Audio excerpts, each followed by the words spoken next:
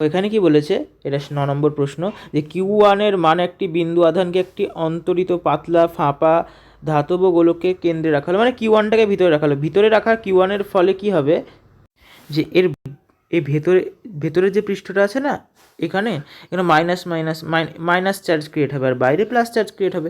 তাহলে এই কিউ টুটা ইফেক্ট করবে প্লাস চার্জের ফলে, আর Q1 যেটা আছে দেখো, সেটা কি ইফেক্ট করবে? ইফেক্ট করবে না, কারণ ভিতরে আছে। এর সাথে ইফেক্ট করবে কি করে? এ তো দেখো, এই প্লাসটা একে ইফেক্ট করছে ঠিকই আছে, কিন্তু এ এত ভিতরে এসে ইফেক্ট করতে পারবে না।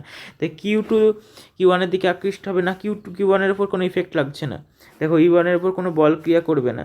এবার Q2 এর উপর বল ক্রিয়া করবে না, Q2 এর উপর তো করবে, কারণ এই প্লাস আর এই দেখো এখানে এটা তো ইফেক্ট করবে, এরা দুজন, মানে এই Q2টা এখানে আছে, যেহেতু এই প্লাসটা একে ইফেক্ট করবে, কিন্তু এই Q2-র চার্জটা একে এসে ইফেক্ট করতে পারবে না।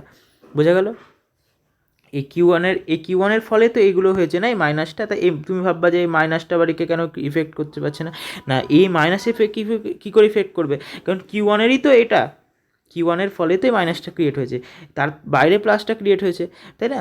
এবার তার জন্য এর প্লাসটা একে ইফেক্ট করছে, কিন্তু এই Q2-র জন্য এই Q1-এ কোনো ডাইরেক্ট ইফেক্ট নাই। ঠিক আছে?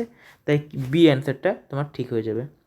আর দেখো Q1 গোলকের বাইরে যেতে চেষ্টা করবে, সব অপশান দিয়ে দিয়েছি উল্টোপাল্টা। ঠিক আছে, বি।